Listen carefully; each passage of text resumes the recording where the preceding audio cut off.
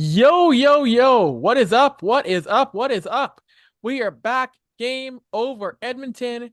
It is on the air. It's your boy Avry here, running the show tonight. We got Charlie and Maude from Game Over Ottawa here, tapping in and talking with me as the Edmonton Oilers have taken a stranglehold on their series against the LA Kings.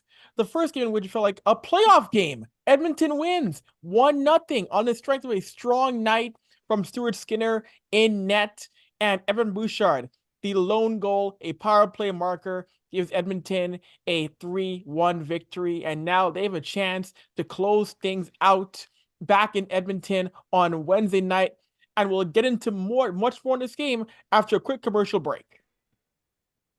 Game Over Edmonton is broadcasting from the Game Over Network channel for the playoffs, but come 2024 in October, we're relaunching with our own channel. So for all of your Edmonton Oilers news, analysis, and fun, make sure you open the Game Over Network channel from this video, scroll past my ugly mug, and head on down to the Game Over Edmonton channel from our featured channels area. Click subscribe, and make sure you ring that reminder bell to make sure that you get notified whenever we post something or go live. Tell all your Oilers fan friends and family to come join our amazing community. You won't regret it. And on this video, smash that like button right into oblivion. And we are back. Game over Edmonton after Edmonton's 1-0 win in Game 4 in LA. Avery here from Game Over Edmonton with Charlie and Maude from Game Over Ottawa, tapping in for a discussion. Now I'll ask, I'm the guy who's watched this team the most, but I do want to talk to our outsiders. I do want to get the outsiders' perspective on what happened tonight. We'll start with you, Maude. What were your thoughts on this game in Edmonton? Didn't get a ton of chances, but escaped LA with a 3-1 series lead.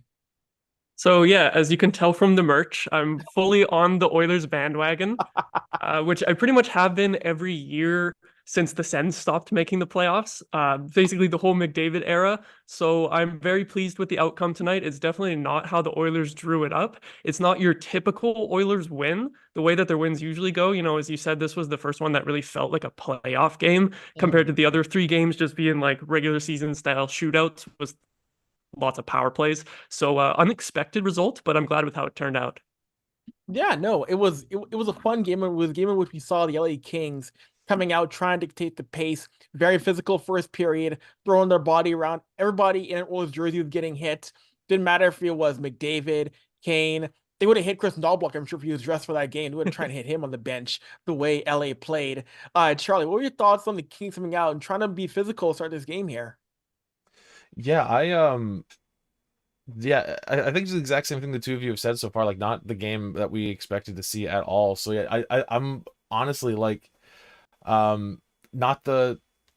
I think the score, if you had given me the info, like all the context needed for this game, I would have expected the score to be the other way around. I thought that the Kings did a very good job of, at the very least, like not even just getting a lot of chances on net, but like specifically shutting down Edmonton in general for the most part. It's just that power play is unstoppable. And if not for that one power play, this thing could be going to triple overtime, which for the sake of all of us, I'm glad it's not, Yeah, because thank God. it's already nearly 1:30 for Maude and I over here in Ottawa. I, So I was gonna say it has to be tough for playoff hockey being out in the Eastern time zone where, yeah, we're doing a post game show that's starting at past 1 a.m. I could not imagine how you both would have handled this if this game did go into 3, 4, or a fifth overtime. I think if it went into multiple overtimes, I would have just been like delirious on here. I would have been like half asleep. I would have been losing my mind. So very glad that didn't happen. Oh gosh, I think even for me back here, I know it's not midnight yet, but I would have been close days. And I applaud for Skinner's play. This year has been one that at times has been up and down, but when called upon to make the big saves so far, he looked really good again in his second year as a starting goaltender gang.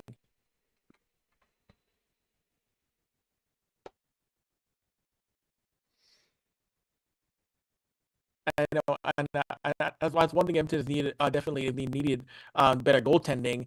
And one thing that Edmonton has had is we mentioned Bouchard, and of course, for a lot of people with Edmonton, it was a team that people thought for a long time was a one-line team, two-man show. And like as for the both of you, what have been your impression on Edmonton getting more offensively from beyond just McDavid and Draisaitl, because they've been getting offensive contributions from, of course, Hyman's leading the way.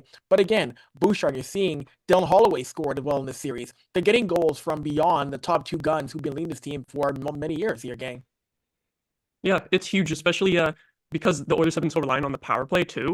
Obviously, we didn't see much of that depth scoring in this game with just the one goal, but like those huge additions, I think Henrique at the deadline, I really like that acquisition. Maybe a bit of a high cost that it was, but he's like the exact type of player that you need to win in the playoffs, which is funny because it's been a long time since he's played playoff hockey, right? He had his first goal in like 12 years in the playoffs. But yeah, good job by the Oilers to improve the scoring depth overall. And like you talk about the power play goal as well. The one thing that I really like about the Oilers power play is the amount of threats. Like they often go to that Draisaitl one-timer, but they have so many other options because obviously it was the Bouchard bomb that went in. But right before that, they kind of did the Draisaitl play where it looked like he was going to take the one-timer, and Rittich had to respect that option. And when Draisaitl just did a quick one-touch pass.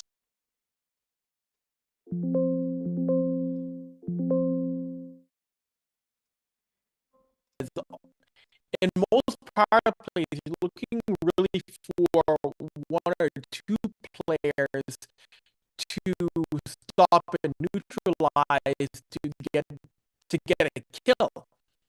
With Edmonton, all five players can hurt you. It's not just a Draisaitl or McDavid. It's Bouchard, Hyman, it's Nugent Hopkins. That is very tough. Like, it's a pick your poison.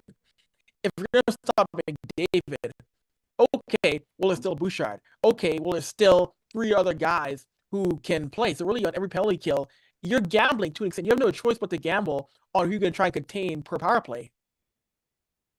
Yeah, exactly. And I don't know, a bit of a shift in conversation here, but with the one goal going in on Rittich, what do you think of the decision to start Rittich today over Talbot?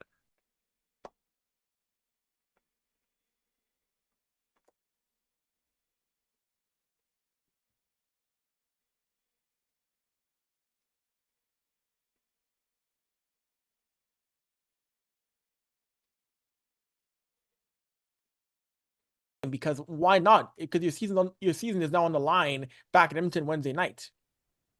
I think they're probably sticking with him. And Charlie, probably a good thing that we didn't have Cam Talbot in that, because we'd be just coming on here roasting him, right? Just like, oh my god. That would be the whole show. That would have been the entire show. We are not petty. We are just Sens fans. We're also we're petty, disgruntled. Disgruntled and petty. When it comes to anybody who is in a net, whether it's in Ottawa or wherever they are shortly after being in Ottawa, it's a sore spot in general for all of us in Ottawa. Yeah. I'm glad that we only have to touch on that briefly and joke about it instead of being pissed that Cam Talbot was great tonight or anything like that. So we that makes me happy. It, though. Like we did, it had. I had to bring it up. I had to. Yeah. Now, you see, luckily for me, in large part, I saw the good Cam Talbot in Edmonton. Luckily, we got to see him when he was on it at his best in Edmonton. I know that wasn't really the case when he was Ottawa Senator, so I saw the best of him. That was probably his best season in his career, right, on Edmonton? Yeah, he set the franchise record for wins in a season, which sounds wild, considering the goaltenders that have been in Edmonton. But yeah, he set the franchise record for wins in a season, and it was great until it wasn't, because that was when Edmonton, of course, after making the playoffs in 2017, decided to regress hard once again. In the darkness continued. And I guess one more thing on Rittich. I feel like they have to go back to him for Game 5, but I do also question whether or not he can keep it up, because I know in the regular season he was really up and down. I was kind of tracking his stats in fantasy hockey because he was always on the waiver wire, and it's like, okay, if the Kings are playing a bad team, do you pick him up against like the Sharks or something like that? And I swear he would have a shutout one week, then he doesn't play for like 4 or 5 days, and he comes back and has a bad game. So I feel like it's not like Cam Talbot did any better in the games in Edmonton, but I do wonder on the road in game 5 with that like rowdy Edmonton crowd, I wonder how Riddick will handle it compared to tonight where he didn't have to face very many shots. He had the home crowd on his side and only facing 1 power play. So I think that's going to be really interesting.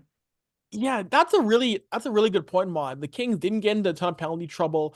They stayed out of the box for much of that game. And it's a fair question to ask if you start Riddick in game 5 and the Kings get into penalty trouble. Can he withstand 4 or 5 power plays? Because if he can't, that game is going to get ugly real fast, real soon. You mentioned the crowd there. With the crowd chanting, with the crowd making that hostile, that could be a tough situation within the first 10 minutes of play back in Edmonton in game 5.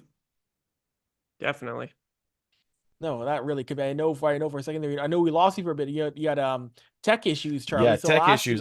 So just to pull back the curtain there, I heard nothing for about 5 minutes. So I don't know what you guys have talked about already.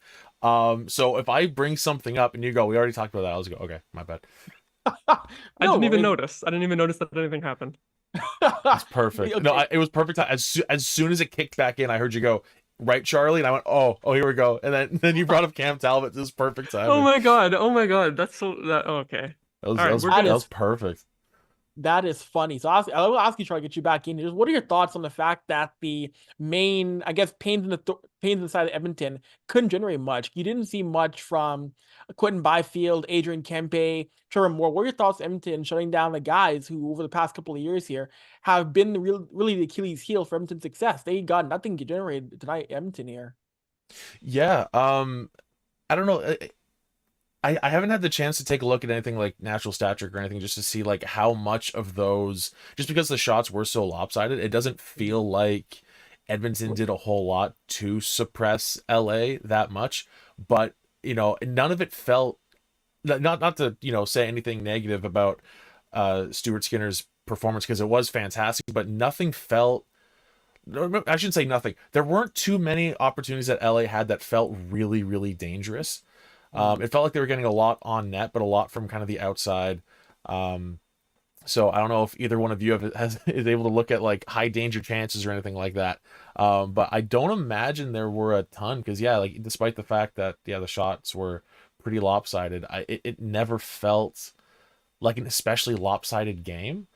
I don't know. It was just a, and again, like this is coming from, in grants, I do need to, the whole East Coast bias thing, but like there's a reason, a lot of us out here don't catch a lot of West Coast games. So it's very fun for me to be able to watch a game like this, because I watch probably like this is honestly, it's kind of embarrassing to me. I probably only watch like a dozen Oilers games a year, which is probably a crime just because of how exciting so many players on that team can be, and the same goes for the Kings. So I couldn't really watch tonight's game and like compare it to a whole lot that I've seen this year.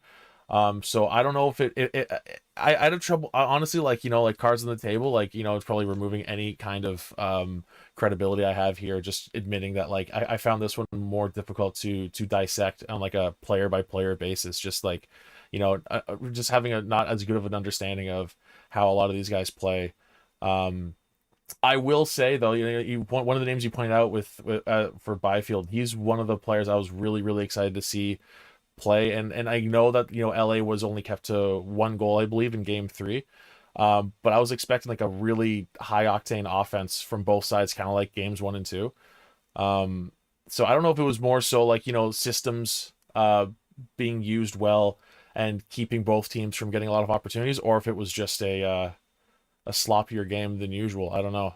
It sounds weird to say a sloppier game when it's a 1-0 score, because usually it's the opposite end of that. You look at like scores in games 1 and 2 and say, okay, those were both like nightmare games, but like it didn't feel like a whole lot of really high danger chances on either side. So I don't know if that's just the defense playing really well, or like like you mentioned, like the really top guys on LA just kind of being kept to the outside. And I actually did look it up just now in actual stat trick. So in all situations, the Kings had 14 high danger chances. Edmonton had 4. That's more than I thought the Kings would have, to be honest. I thought maybe it would be 10 at the most. Yeah, that's so hey, all credit to Stuart Skinner then. I mean, not that I wanted to take away anything from a shutout because that's insane, but no, like really, yeah, really solid game all around, and as it turns out, even better than I initially thought, with it being good from the start with a shutout. So, I will say, in terms of like those Kings players that Avery brought up in terms of the offense, I agree with you, Charlie, that it was a sort of game where it wasn't like any certain guys stuck out, but I do think that the Kings, this is a tough one for the Kings because I think they executed their game plan like almost to perfection, other than just the fact that they didn't score a goal. Because like even though certain guys didn't stick out as making like huge plays or anything, mhm. I think like as a 5-man unit as a whole, they were doing a really good job moving the puck up the ice and keeping the pressure coming to Edmonton with speed. And credit to Edmonton for keeping a lot of those shots to the outside too. I think it kind of reminded me of Guy Boucher style hockey, where you're gonna get wrecked on the Corsi and on the shot clock, but as long as you don't allow too many shots in the slot, like you'll be fine, even though the stats don't look great. It like you see that shot clock and you would just automatically think, oh, the Oilers played like crap and they got dominated. But I think it was pretty good defending overall, even though those high danger chances do sound bad on paper. But again, like I don't think I can remember even 10 chances where I was like, oh my God, they might score. Like it didn't feel like that many at all. Yeah, that's No. also a really good point there with the whole like as you mentioned, like it just looked like they executed their plan, like their game plan all throughout the game. And I think a point that I want to add to that is that through the whole lineup, like it honestly, like if it weren't for the fact that I just like know players' numbers on the Kings, like it was never really obvious when it was the first line versus like the third or fourth line. Like everyone kind They of, all played the same way. yeah, really interesting. No, exactly. And we'll take another commercial break, and we'll come right back with more on this game and look forward in terms of what both teams should do for Game 5. Game Over Ottawa is relaunching in October. So for all of your Ottawa Senators action, reaction, news, analysis, and fun, make sure that you click on the Game Over Network channel right now, open a new tab in this video, scroll past my ugly mug, and click on the Game Over Ottawa channel. Subscribe, and then hit that drop-down menu. Make sure you hit the alarm bell so that you get notified whenever we post a video or go live. Tell all your Sens fans, friends, and family to check out our awesome community, and make sure you smash the like button on this video right into oblivion. And we are back once again here on Game Over Edmonton. Avery here in the host chair. Maude and Charlie tapping in with me from Game Over Ottawa to discuss the game. And looking forward for both of you towards Game 5 now. Do or die game for the Kings. Edmonton moves on with the win. Who's one player from both the Edmonton LA side you're going to paying attention to for Game 5? We'll start with you, Charlie. Oh, that's a so can I answer your question by quickly asking you a question just because Sure. Go ahead. this is an interesting thought that I feel like, so again, I don't watch a ton of West Coast games, so like I feel like I need to get your answer for this. Is this, to me, just like surface level, this feels like to me for the first time in I don't know how many years, it doesn't feel like the Oilers are being dragged through everything by just the top two or three guys. Like it feels like for the first time Oilers fans have some faith at the very least in the depth, right? Like is that a fair? Yes. Like it feels like McDavid only has to outplay the opponents, not the opponents and his fourth line. You know what I mean? Like, so I feel like to me, for whatever reason, like as flashy and incredibly exciting the Oilers are up front, I'm just, because it's been such a storyline for so many years now of just McDavid and Draisaitl dragging everyone with them. I'm almost more focused on the depth and just seeing how they play. So like if I were to pick one player out of that, that's tough. Like I don't know. I don't think I can answer with the bottom six because you asked me for one person, but Just all of them, the whole bottom yeah, six. it's just so fascinating to me that and I don't know how it happened. I don't know how it happened because everyone's it's Ken Holland. Like, did anyone expect him to put together a solid bottom six? I didn't. So like what's going on there? But I don't know, like as far as one person goes, I mean it's tough to not just say McDavid because I'd tune into any game that any game that's not at 10:30 on most evenings if McDavid is playing. Um, I don't know. Like it's a tough question, and it shouldn't be. I will say for the Kings, just I love watching Byfield. I think that's a quick one. I do think that like I don't know. The scoring's coming for sure, but just like, oh my God, does that look like a guy that is a nightmare to play against just in general? Um so that's a cop-out answer. The bottom six for Edmonton and Quentin Byfield. Those are my two picks. All right. I'll let you cheat. What about you, Maude? Who do you have for both sides? So since he said the bottom six, I'm gonna go ahead and say McDavid and Draisaitl are gonna be really interesting to watch for the next game. Specifically, I'll say McDavid because first game, he had I think 5 points, dipped down to 1 point in game two, and then 3 points in game three. And he got an assist tonight, right, on the goal. I believe So so, yeah.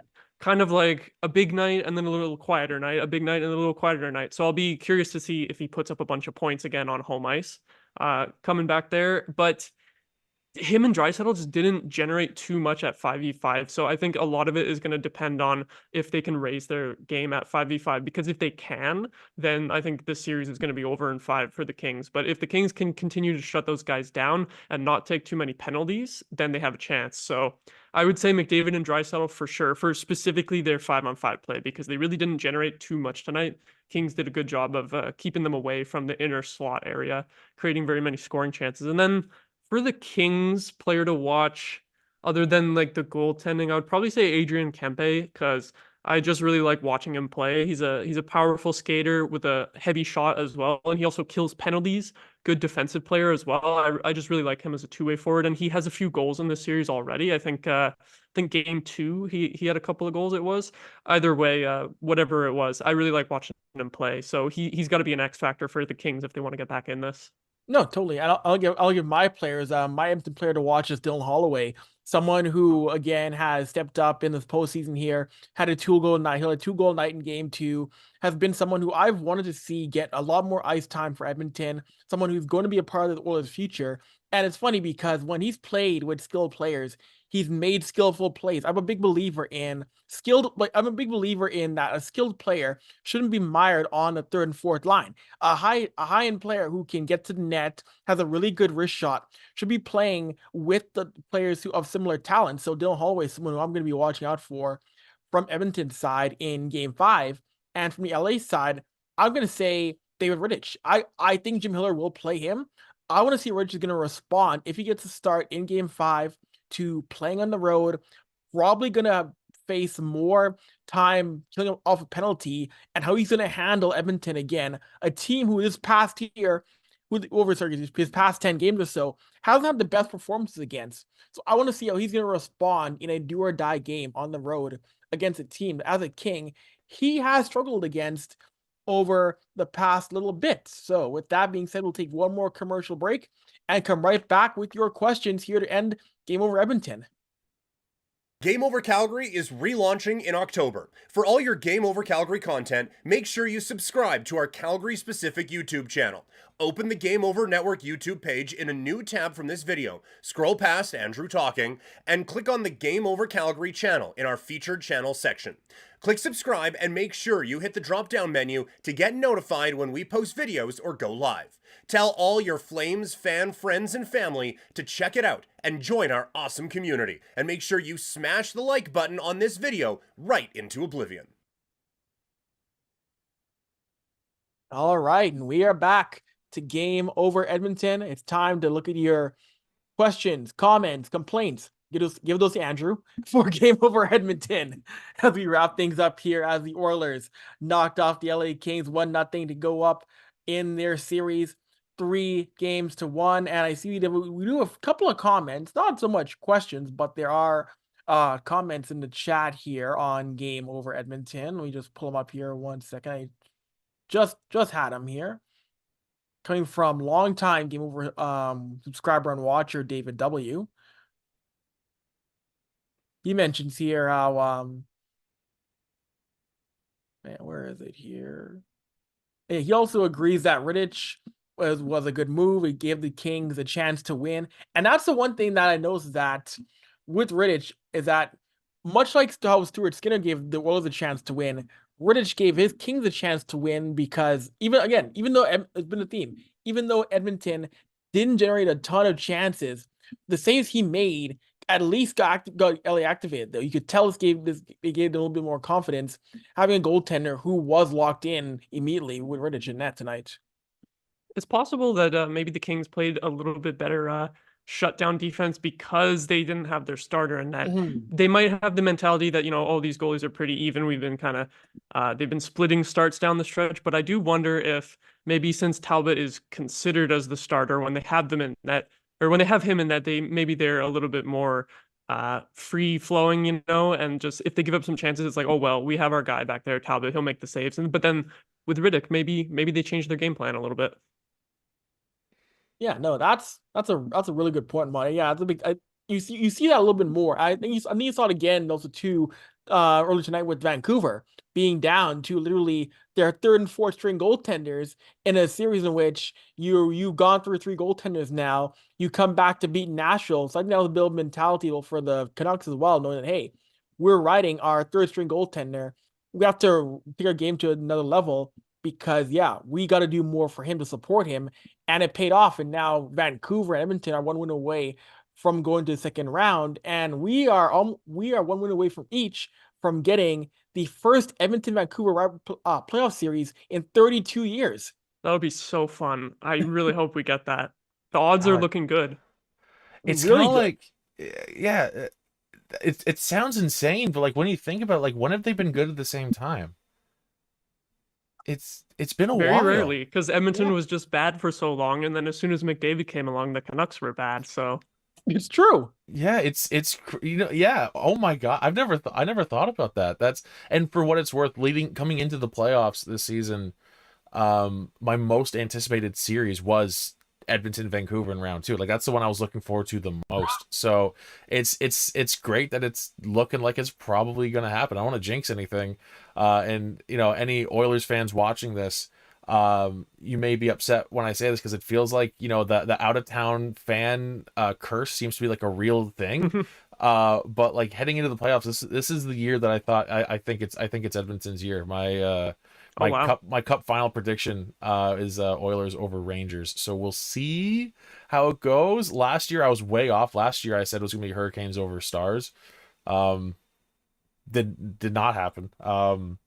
So we'll see. But I you at least had 2 of the final 4 teams. So I'll that's take not too it. bad. I'll take it. Yeah, could be worse. Had 2 Sunbelt teams, so you got that much right too. Mm-hmm. Yeah. If it was just a matter of like, if your Stanley Cup pictures had to be like above or below a certain like north-south point in the States, I would have nailed it. Yeah, I don't know. I think I completely lost my train of thought there. I'm gonna blame it on it's nearly 2 a.m. and I haven't done this since January. Running out of gas here, right? That's what I'll say. I'm completely out of practice. Avery, at least you had like the last. At least you had game 3. You had a little bit of practice here. Maude and I are, as far as like live shows go, we're funny enough, man. My last show that we did on the previous network was with Zach for Edmonton versus Ottawa. So coming back for Edmonton this time on their side. Wow. That's an interesting point. My last episode was with Audie, so that Western road trip. At least we got a couple more shows with other people in the mix there to end things off. But it's great. Number one, I'm loving the fact that like, because I don't know if you guys watched Lauren and Peter doing and Andrew, but Andrew's been lucky enough to get some guests right off the bat. Lauren and Peter doing shows by themselves, I was like, I can't make the comeback by myself. So thank you both of you props to them. for joining in on this one, because I think this is a lot better than any of us trying to do this by ourselves. No, I hear you. After how many months of a layoff to try and come back into that, you need kind of a ramp up period. So I hear what you mean, Charlie, with that. It's not easy. Yeah. Oh, it is not. What were we talking about? We were talking about something hockey related. We were talking about Edmonton, Vancouver, which I'll say, since we're also talking about the streams, have we decided if those would be crossover streams yet for Edmonton and Vancouver? I don't know. They might have to be. Yeah, they probably would be. So that could be, we won't say yet because obviously the series are not done yet, but that could be something to look forward to on this channel. That it might have to be a thing. Although, judging by the game over WhatsApp chat, I think it'll be very loud and very aggressive if we It do probably will have be. to. If we do have an Edmonton Vancouver playoff series. It'll just be just because we don't have like I mean you've been on 3 and 4 for this series, but just because like just the way things are right now in the playoffs with like hosts having like other like life engagements and stuff, and we're just like not quite sure what the scheduling is going to be like for hosts, like who's doing what. Like we've seen a lot of jumping over, right? Like Andrew's doing Winnipeg, Peter's been doing a lot of Edmonton, so it's a lot of been jumping back and forth. So if that's the case, it might just be who wants to sign up for Kaya to yell at you for an hour. That might be that series. Or just have like a neutral moderator, right? Like if we have Edmonton and Vancouver, we might need someone in the middle to just be like, okay, don't make it a complete screaming match. That might be the case. And my last point here, before we wrap things up, it's just funny how you both mentioned how it's been a long time since you had Edmonton, Vancouver go at the same time. I'll say the same thing for Calgary, because there was like a long period in which Edmonton and Calgary and Vancouver were never good at the exact same time. Like there were a lot of years where Calgary and Vancouver would make it and Edmonton wouldn't. And there was those couple of years where Vancouver and Calgary fall off, and there was that one blot year Edmonton would get in. Like you never saw a chance for literally decades where all three of these teams could have been the next opponent. So it is pretty cool to see how, for the first time in 32 years, a Edmonton Vancouver playoff series, something that I was not alive for that one last one. I was not alive for that. Neither was Kaya. Most of us weren't. I don't think. We probably weren't either. Yeah. That's and like the more you say that, dude, like 32 years sounds insane, but like that's so long for it to never have happened. I guess crazy. in what has been for a while now 30 to 32 team league, previously less, and only 7 Canadian teams, and before you had Winnipeg just 6, right? I guess just the odds statistically, I guess it would be hard to get those Canadian matchups, but yeah, it's going to be exciting. Yeah, no, it will be, as we'll wrap things up here on Game Over Edmonton. I know it changed for me stepping into the host chair, helping out Charlie and Maude. I appreciate I enjoy coming on and hosting Game Over Edmonton. So it's been a blast talking to the Ottawa crew. Charlie, Maude, thank you for entertaining me. Thank you for being my my banter partners tonight. Of course, anytime. Yeah, absolutely anytime. And I'm loving these, especially with these playoff episodes. Like we had a lot of fun doing it with the crossover stuff starting this season, but just like these playoff episodes are just, it's wild combinations of all of us. It's been really fun. Obviously, like now I know it's been fun to do, but it's also been really fun to watch. So if anyone's tuning into this, highly recommend you tune into basically every other show, because every show is going to be really, really fun. Just a bunch of all your favorite hosts talking about whatever, and there's been a few guests too, which is also really exciting. I felt my battery drained through the middle of that sentence. It just You're shutting down. I'm shutting down. Oh my gosh, that is funny. I will have more Game Over for you. We'll have more Game Over coming this week here involving Canadian teams. And of course, Lauren will be hosting Toronto and Boston, that post-game stream. Either it'll be Leafs tears or relief as the Leafs hang on. We don't know. We got to find out to see what happens this week here. Until next time, we're out. Have a good night. See you, everybody.